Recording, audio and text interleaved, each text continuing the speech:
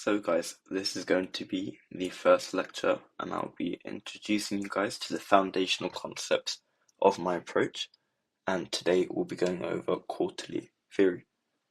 So quarterly theory has a vast number of different concepts, but at the end of the day, chasing all of them will do more harm than good.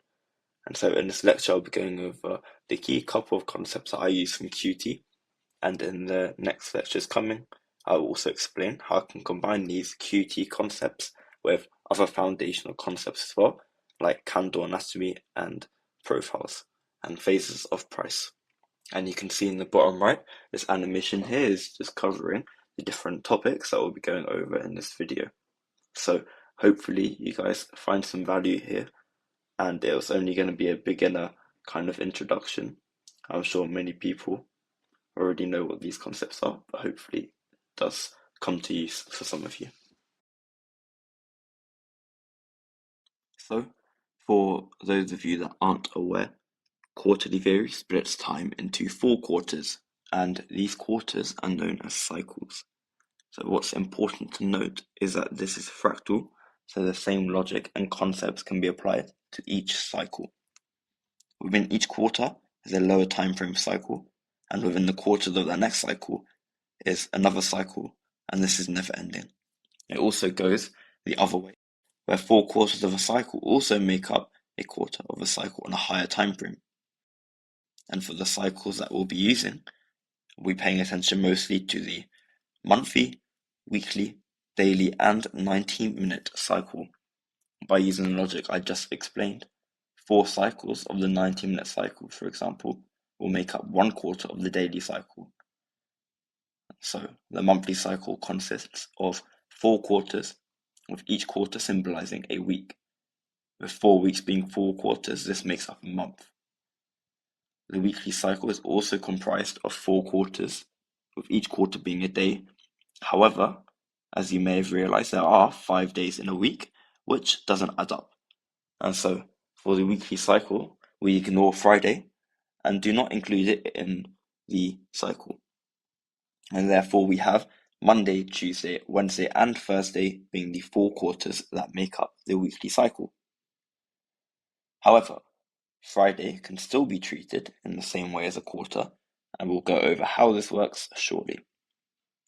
And so then, for the daily cycle, we can split a day into 4 quarters, leaving us with 4 sessions, which, as you may know, are Asia, London, New York AM, and New York PM, with each consisting of 6 hours, which is a 24-hour day divided by 4. And then lastly, we have the 90-minute cycle, where we split a singular 6-hour session into 4 quarters. And so I hope this is starting to make sense. And it is important to remember, as I said earlier, that each cycle is fractal and all function the same as the other. What is also important to note is that as fancy and cool that quarterly theory sounds, it's not the end all be all, and it's definitely not the secret behind the markets which so many people end up falling for. And this lecture is simply going over how I've taken a few concepts from the theory and used it as a filter combined with other logics which I'll be making lectures on. I'll also be going over chart examples of the following concepts I'll be covering. So if nothing makes sense yet, it will click soon enough. And so finally, for this section of the lecture, I'll quickly discuss how we can convert quarters to candles and view the charts using quarterly theory. As I just explained, each quarter represents a time increment. For example, the daily cycle being comprised of 4 6-hour sessions. This can also be seen as a daily candle being broken down into 4 6-hour candles. You may have heard of 6-hour profiling in the past, and this is where it stems from. And I'll show you how this can be used later in the video, so it's important to note this. This logic can be applied to every single cycle, like a 6-hour candle being broken down into 4 90-minute candles. And so now I will go into the first concept that I use from quarterly theory. The first concept we'll be covering is called sequential SMT. I'm going to assume that everyone watching this knows what SMT is, so I won't cover it. As we know, we refer to quarters in quarterly theory. And so by applying SMT with these quarters, we create a filter on what highs and lows to look for SMT. This will give you a simpler approach when looking at reversals instead of using a random high or low. Sequential SMT is simply the SMT between the highest high or lowest low of quarter. This means that you are only looking for SMT at these highs and lows, i.e. the highest high or lowest low of Q1 if you're trading Q2. This means that the SMT must form between consecutive quarters, for example Q1 and 2, Q2 and 3, Q3 and 4, but also Q4 and Q1 of the next cycle. These are all valid sequential SMTs. And so here we have our quarters of a cycle. And if we play an example of price, here up to the third quarter, if we now form an SMT on the highs, this will count as sequential SMT. And you can look to frame a trade using it within this quarter or the next. Don't forget, I will be going over chart examples, so if this doesn't make much sense, it will become clearer. And so if we play price, we form an SMT and then reverse. And then just as another example, if we form an SMT now between the lows of Q3 and 4, this will also be a sequential SMT, and we can reverse from here, given we have the right context. You should already be aware that SMT forms at almost every reversal, so it's a no-brainer to be using it. So sequential SMT will now give you a further refined edge and cut out the losses you may take from using SMT that is not sequential. And also remember that this is completely fractal, so sequential SMT will work the same on every cycle. For example, we can have a sequential SMT between Asia and London Q1 and 2, but we can also have a sequential SMT on the weekly cycle, so Monday and Tuesday, Q1 and 2. And now, to explain how I use this concept, I only require an SMT to form between any quarter, and so this may be Q1 and 3, or it could be Q2 and 4. This grants me additional opportunities to take trades, and this concept is one of the main things I use when identifying candidates of a high or low of the day. And so I'll quickly show you another example using candles, and this is how it will look.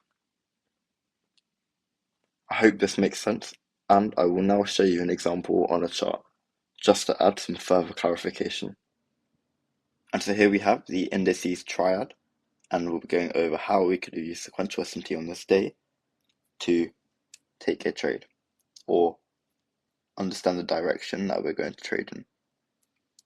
And so for the daily cycle, which is the day split into 4 quarters, which is the 4 sessions, we're using the 15-minute time frame. So here we have price consolidating, and if we play price, we currently have the London session taking out the high of the Asia session, and so this is a sequential SMT on the daily cycle.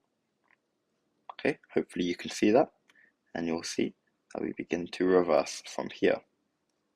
So this gave this move following it. But then what do we see? We see this SMT form with these lows. And so, if you weren't aware of sequential SMT, you'd expect this to reverse. However, we know that this is not a significant low, as it is not the low, high low of a quarter. And so, what happens? We consolidate. We fail to reverse from this. What do we wait for? We wait for a new sequential SMT to form. And so, I believe, here at 9:30, YM trades lower, forming the sequential SMT. How does it form the sequential SMT? How does it trade lower with a sequential SMT above? So with sequential SMT on the daily cycle giving us this move lower, we have a non-sequential SMT which will likely fail, give us a retracement or a consolidation. We have a new sequential SMT form on the highs, and then YM trades lower and gives us a new sequential SMT, and this is a sequential SMT on the daily cycle as well. Okay, now of course, just as anything else, it must be applied in context. So now I'll go over how we could have applied this in context. Well, if we want to do 1 hour time frame, we clearly form a reversal here, and this reversal actually forms from a much larger time frame, sequential SMT, here between months. Okay, so if we go back lower, another logic I'll be covering in a future lecture is the phases of price. We reverse and expand, and we consolidate, which is a sign of continuation, and then we may retrace, and then before expanding again, we must manipulate. And so, this is the manipulation that we are looking for. You can see 930 decouples with YM trading lower, ES doing nothing, and NQ trading higher. We must wait for a trigger to resync all assets to continue trading in the higher time frame directional bias. And what is that trigger? A sequential SMT with YM. And what this has done, understanding that we're looking for the lowest low in this case within a quarter, we ignore all of these SMTs as these are all irrelevant. Okay, we are focusing on the lowest low. And so you avoid pattern trading SMTs with these lows within here. And so here we also have a precision swing point, which I will cover shortly in this lecture. Okay, and then we begin to trade higher. As you can see, this is our sequential SMT, and you can see, yes, it does look like a regular SMT, but what does it do? It allows us to have a filter.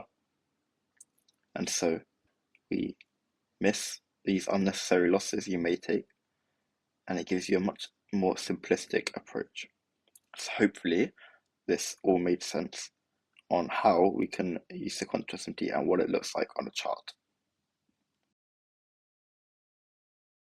The second concept that I use from quarterly theory that I'll be showing you guys is precision swing points. This has been very popularized in recent months, so I wouldn't be surprised if the majority of people watching this already know what it is. However, this is a video introducing all to the concepts from quarterly theory that I use, so I'll be going over what they are, but also how I incorporate it into my model. As you can see here, we have two opposite colored candles. This is our precision candle, and when this type of candle forms at the C2 of a swing point, it becomes a precision swing point, an extremely key reversal signature. When our correlated assets give us this signature, it's not only a signal of a reversal forming, but it can also be our confirmation of a reversal, especially when paired with SMT. I will also be going over chart examples as well, if you're still confused.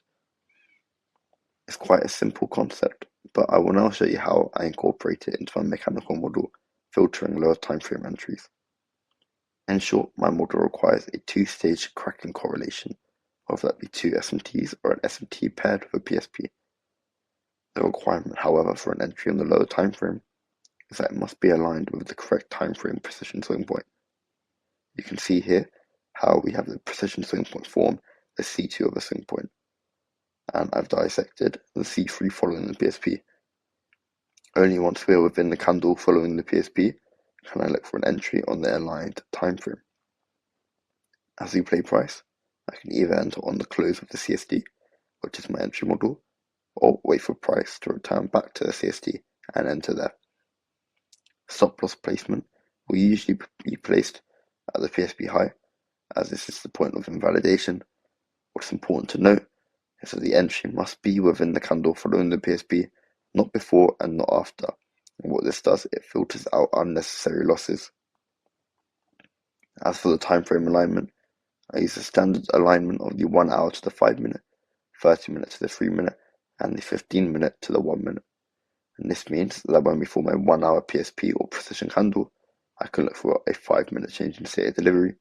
When we have a 30 minute PSP, I can look for a 3 minute change in state of delivery. And when we have a 15 minute PSP, I can look for a 1 minute change in state of delivery. And this is all when given the correct framework and context.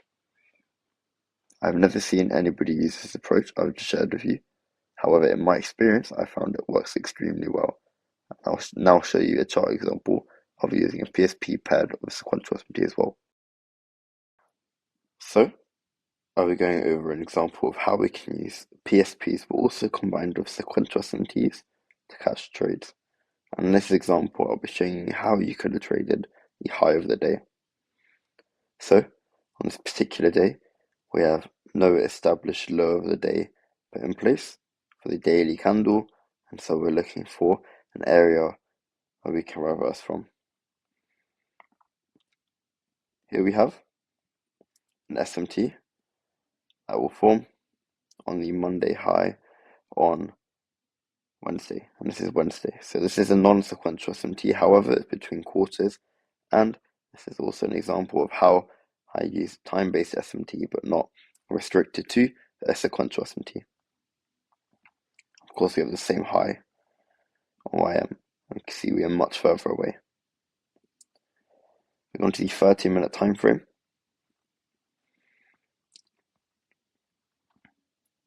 We play price. You will see here we have NQ and ES taking this high, and we form a 30-minute precision swing point. So you can see YM is giving us a down close candle. We have both up closed on ES and NQ, and this is a two-stage cracking correlation. If we also go into the 15-minute time frame, this is a 15-minute precision swing point as well.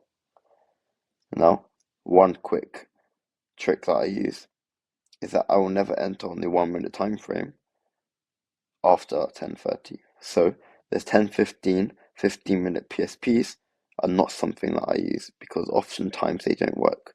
However, in this example, it does. And you can see which assets are clearly stronger and which are weaker. YM is much more likely to trade to the downside and expand from the candle closures. But for this example, we'll be using the 30-minute precision swing point. Okay, since this is a high enough time frame to use after 10:30. And so, after the 30-minute precision swing point, what can we look for? What is permitted for us to look for? Well, from 10:30 to 11 o'clock, within the following 30-minute candle after the PSP is formed, we can look for a 3-minute change in the state of delivery. So, of course, we're more likely to trade YM here. If we play price, we expand back lower, giving a V-shaped reversal. We have a small retracement, and here we go. Now you can trade the other assets as well, since they gave us changes in the state of delivery as well. However, YM seems like it's the weakest asset and is more likely going to trade lower. What can we target? Target the lows that we have done here. We could also target these lows here. Right down there. For about 3 hours. And you'll see this play out.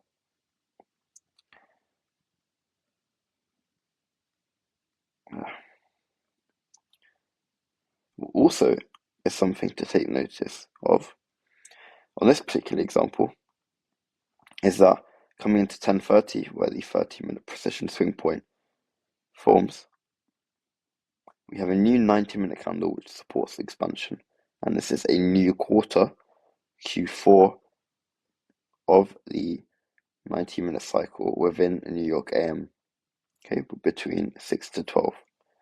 And so this new 90-minute candle supports expansion. It opens high, gives a small wick supporting expansion, and it trades lower. So it's an open high low close candle, which gives added probability to this trade. Okay, so just to recap, we have a weekly cycle SMT, not sequential, but between Q1 and Q3, which, as I mentioned earlier in the video, is completely valid. And then we form a 30-minute precision swing point, so a two-stage cracking correlation, giving this true reversal, and following the 30-minute precision swing point, we can look for a 3-minute change in state of delivery, aligning with the new 90-minute candle supporting expansion. Okay, and so this is a very good example, and of course, don't take anything I say for granted. You should always look for this in your charts yourself, because the charts are the best teacher for reading price action, not someone telling you what to look for. And so I'll now go into the final concept that I'll be covering in this lecture, which is SMT fill. So to put in short, SMT fill is just an SMT with a fair value gap. When price expands, and we can expect a retracement prior to the next phase of expansion, we wait for a trigger for the new phase of expansion to begin. SMT fill can be the trigger for this. When we trade into the gap on one asset and we form SMT at the gap, we can expect us to reverse away from the gap. A couple of things to note. The gap is not required to be in the previous quarter, and the assets being used must all form fair value gaps. I know that others don't require this, however, I require all assets to have gaps as it adds an additional filter. We are aware that price moves from ERO and IRO, however SMT fill tells us when we may fail to trade into the IRO on one asset, and then trade into the ERO. I use SMT fill for both reversals and continuations, as well as additional confluences for entries. And now to explain how I use different timeframe SMT fills. For framing high timeframe continuations, I pay attention to the daily, 6-hour, and 4-hour timeframes. The gaps that form on these timeframes are of a timeframe high enough to support a daily candle high or low, but a low enough timeframe to be used for trading intraday. It's also important to remember that a higher timeframe continuation is also a low timeframe reversal, which also can be viewed as market maker models. And so these gaps that form on these timeframes can be where we find the smart money reversal of an intraday market maker model. These timeframes that I've just discussed are ones that I've experimented with extensively, and I truly believe you'll be able to establish a lower day or higher day with ease once you train your eye to these, and also sequential SMT. When I frame intraday continuations, I only really use the 1-hour timeframe with SMT fill, but occasionally I will also use the 30-minute timeframe when the context aligns. The 1-hour and 30-minute SMT fill cannot be used to establish a higher low of the day, as they are too low of a time frame to do so. They can be used after we have determined a higher low of the day. This is also a fractal concept, meaning that it can also be used as an entry model, but may also be used as confluence to the entry model you're already using, like a change in state of delivery. As you can see here, the asset on the left trades into the fair value gap, but the asset on the right fails to. And this failure swing gives our SMT fill. We can expect expansion following it. One key thing to note is that this can also show a strength and weakness on the higher time frame, but also the lower time frame, and can tell us which asset will give us a better entry. As we play the candles, the asset that formed the failure swing on the SMT fill on the right gives us the CSC first, as it is stronger, and this makes it a more reliable asset to trade. This concept can also be used when gauging which asset is switching strength if a lagging asset is required to catch up to a leading asset. And so I hope this makes sense, and I will now go over a chart example of using SMT fill and how we can use it to establish a higher low of the day. And so here, this is the first example of SMT fill that I wanted to cover. Firstly is how it can be used as extra confluence in your entries. You can see here that we form some sort of a reversal, and this is just on the 1-minute time frame, but of course this is fractal and also work on any time frame. As you can see here, we have this expansion following this SMT, it looks like. We have this expansion, and of course expansion leaves behind fair value gaps. You see we have this fair value gap formed here, and you'll see, as you can see here, ES trades into this fair value gap as part of the retracement after the expansion, but NQ fails to do so, and of course YM fails to do so as well on this gap. Following that, what happens? ES takes this change in the state of delivery on the candle following it, However, NQ does not do so.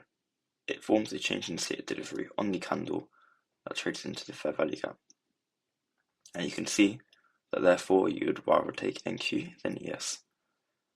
And so this is just a quick example of how SMT fills on the lower time frame even can tell you which asset is most likely to expand. And then you'll see that we expand lower following it.